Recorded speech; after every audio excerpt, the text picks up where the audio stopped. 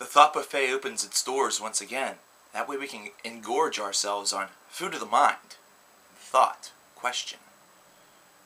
Today we're going to be talking about a topic that needs no introduction, principally because it's been talked to death over the course of millennia. The concept of religion is not something that is foreign to any of us whatsoever. In fact, aside from ideas such as politics, friendship, love, concrete ideas, it's one of the most often talked about things, or not talked about things in the world. I have to make that distinction because it is something that is discussed heavily, especially these days online, and because of other different reasons. But it's also something that, in certain situations, you're taught to avoid speaking about that, and to avoid passing any sort of judgment. Mainly considering this is something that, for many people, is something that they will defend to the death. Religion is something that has, for millennia, defined various elements of human history. It's something where people have been tortured, put to death, there have been wars, there have been crimes, there have been scandals, cults. Many different things have accompanied religion. In today's society, what a lot of religious people would believe is one of the growing concerns of the world is two things. In America, especially amongst Christians, it is, of course, the passage or potential passage of gay marriage laws, but also the rising number of atheists in society today. We're going to discuss atheism today as well. But before we get into the meat of this, a personal story. I myself don't identify myself any longer as a Roman Catholic, as I was baptized and as I was raised. But I also don't define myself as an atheist. I define myself as a realist, which is pretty much just a faux fancy term for I am kind of living life for myself. I'm not really going to be, I guess, tied down to a godhead, but I also believe in principles that are really taught in a lot of the different books, the moral books such as the Bible, the Torah, the different books of religion today, and really throughout history. There are basic concepts out there that really make a lot of sense. Treat others the way that you want to be treated. Basically, a lot of these books are basically trying to tell you not so much how to live, but how to be a better person. And a lot of times, these are ideas that are oftentimes really misinterpreted or interpreted to really satisfy the needs of somebody who's trying to make a point. And while it does seem as though, by my doing this, I'm doing that exact same thing, the main and principal difference is the fact that I'm not relying on a Godhead for prayer, I'm not relying on a Godhead for praise. Instead, I am merely transcribing elements that could easily be kind of crafted throughout human intelligence and using them to serve not only my needs, but to hopefully make me a better individual. Now, of course, this isn't always the case, and sometimes I break those own laws, but hey, I don't have to worry about a hell or anything like that. And basically, these are all ideas that are lucid examples of really the basic principle of being punished for your crimes, or in this case, your sins. Now, in human history, there have become also a lot of different stereotypes that have accompanied religion, whether it be the fact that Jews are greedy, whether it be the fact that everybody that is a Buddhist worships a fat guy, or, does a lot of reflection, Buddhist monk, Christians, of course, have recently come under fire because of the priest scandal with having sex with young boys. Muslims are associated as being terrorists. There are stereotypes that accompany every single religion, just like the religions themselves are trying to promote some sort of sense of peace, some sort of sense of how to live. But it seems like with this, more than probably anything else in the world, really that message is sort of lost in the gray area of which religion is better, which religion is the right religion, which matter of thinking is the correct path, which God is the correct one to pray to. And in reality, whenever you look throughout human history, you start to notice that there are many similarities throughout many of the different faith structures that are out there in the world today. In fact, you see, and if you've done any sort of research, you know that the Torah, which is the the element and the book of the Jewish people is essentially the first couple books of what became the Bible, which is used by Christians, used by Catholics, used by various different denominations of the Christian faith throughout the world. You, of course, if you have taken some classes, would know that Muhammad was actually a descendant of one of the earliest members and earliest people that you talk about in the Bible, thus making that connection even greater, thus making Muslims and members of Islam actually are brothers if you are a member of the Christian or the Jewish faith, as opposed to your enemy. More than anything else, there have been wars, there have been various tragedies that have been associated due to which God is better, or which God is the real God, more than anything else. Consider the Holy Wars, the Crusades. Consider what we saw recently here in America with the wars against Afghanistan and Iraq, which was dubbed the War on Terror, which in reality, whenever you take a look at things, they really focused heavily on those people who identified themselves as either Middle Eastern, Arab, or Islam.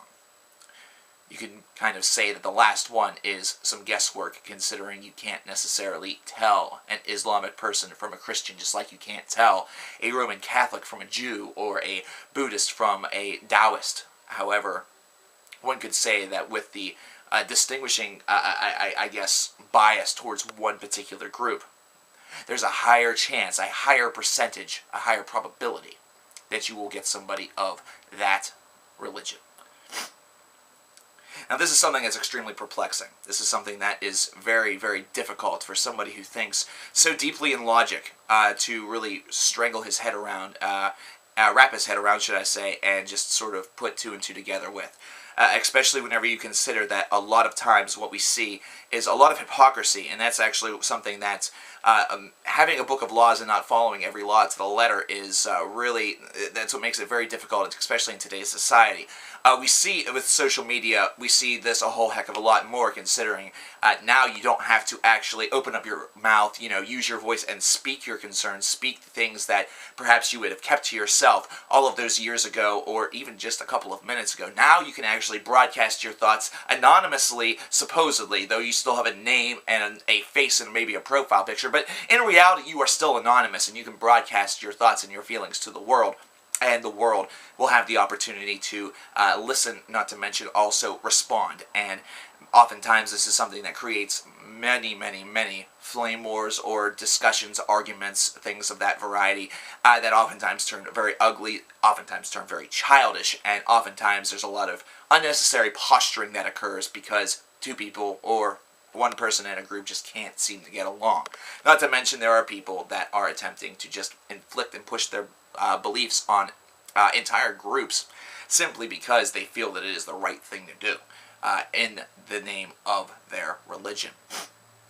For me, one of the most brimming concerns, and something that I'm sure is on the tongues of a lot of different people, is the fact that there's such a concern about gay marriage and how it is mentioned in the Bible, and how this is an abomination and something that needs to be addressed. And if gay marriage laws are allowed to pass, then the world will descend into chaos, World War III, and Armageddon.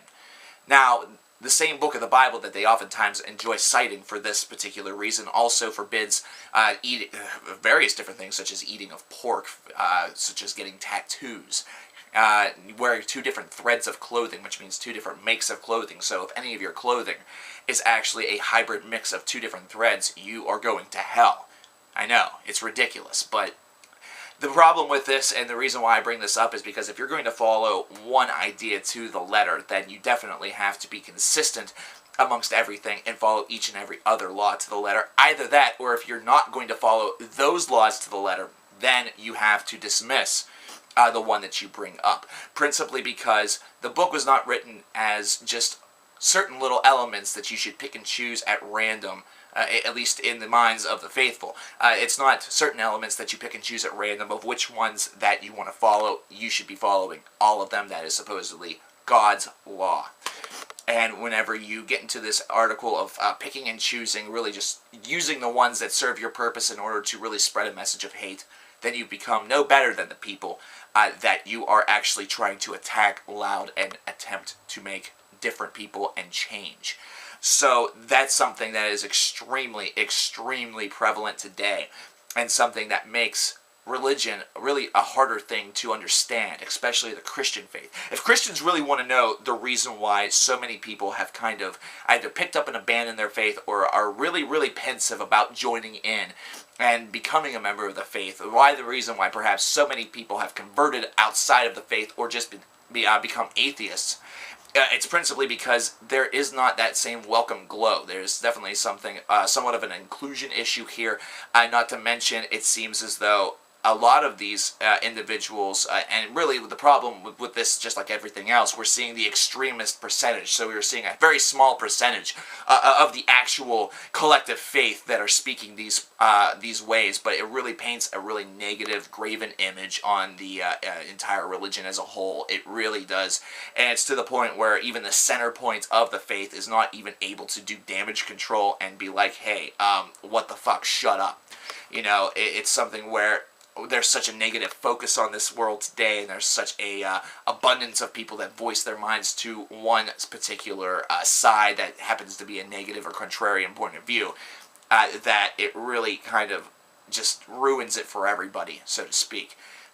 Secondly, of course, there's the whole Muslim/Islamic person being a terrorist. Now, here's the thing: have you interviewed each and every person who is a Muslim or a member of the Islamic faith? That is something that cannot be 100% guaranteed, and that's something that was just based around hatred over an event that happened here in America in 2001, and it's really, in my opinion, exceptionally unfortunate what happened to these individuals, though it was not nearly as bad as after Pearl Harbor, whenever many Asian-born people who were trying to seek refuge in America during World War II were placed into camps. Or you could even compare it to the Holocaust. That's right, yeah. America had their own form of the Holocaust camps, although not nearly to the same level of severity as the ones in Germany and across Europe. It's still something that occurred. So really, once again, it's that high horse mentality. One of the main reasons why I don't identify myself with atheism is because it's not so much that I have doubts that there is no God. It's more so that I believe that God and the real thing, the real question, or should I say the real answer of life is all going to be something that's within.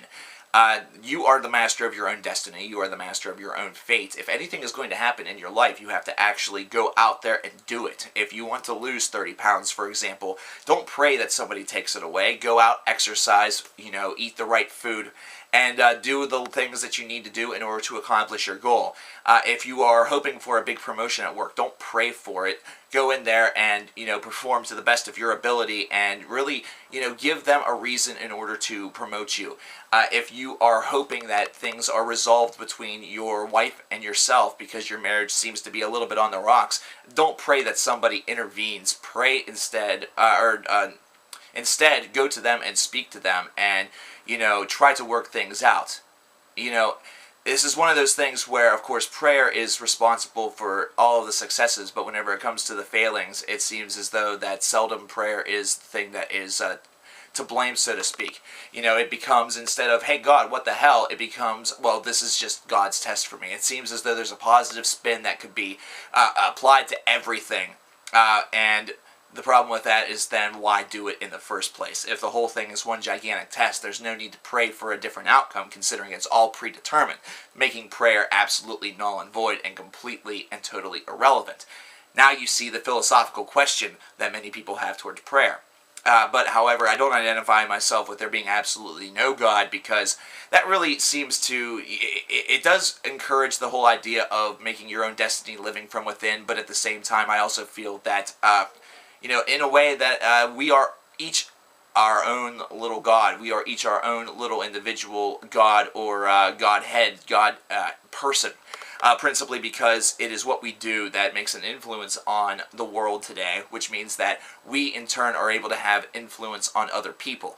Of course, whenever you think about it, whenever prayer is used and utilized and something good happens, then that is intervention supposedly between a Godhead and an individual, a subject, so to speak.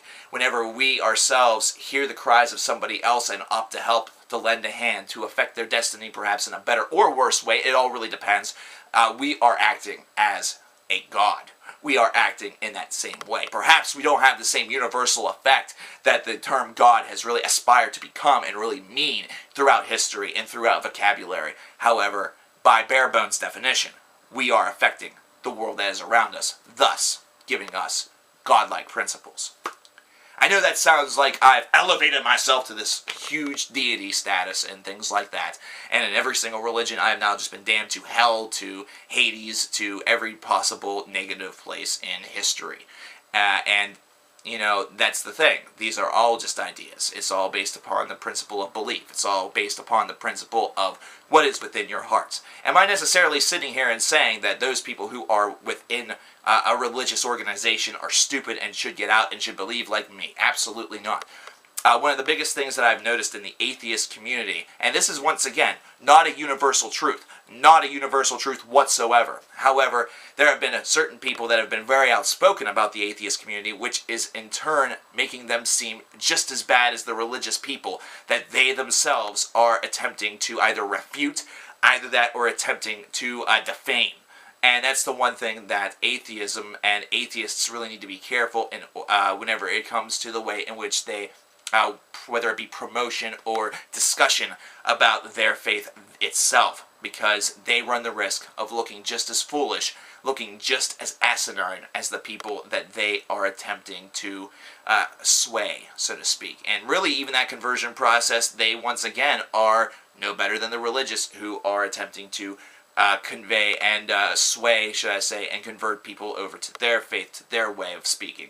It's one of those things where religion is something that should be very individualized, and at least in my opinion, it's something that should be within yourself, and that is the way that we can avoid a lot of this conflict that is based around, well, my God's better. Well, no, it's not. My God did this. Well, no, he didn't. There's just a lot of unnecessary chit-chat over something that should be based around what you feel within, and something like that, really, you would think, would be and should be very privatized. Here in the Thought Buffet, unfortunately, if you do dine within our confines, you are living in a realist environment, not one that is going to be governed by a Godhead. You do not pray before your meals, not to mention you do not have any need to be thankful for that which you have received, because you have received it from the friendly cooks and chefs at the Thought Buffet's nice, friendly kitchen. Much like if you are a patient in a hospital and a doctor saves the life of somebody close to you, do not thank God. Thank that doctor. Thank him repeatedly. Give him pats on backs, handshakes, do whatever needs to be done. Send him a thank you card for saving the life of somebody that, if left in the hands of a God figure without medical care, no doubt would have died. The Thought Buffet closes its doors once again. Hopefully all of you have had your fill of religious doctrine today. I look forward to seeing you guys next time. And as always, life is a buffet of thoughts and of questions. Dig in.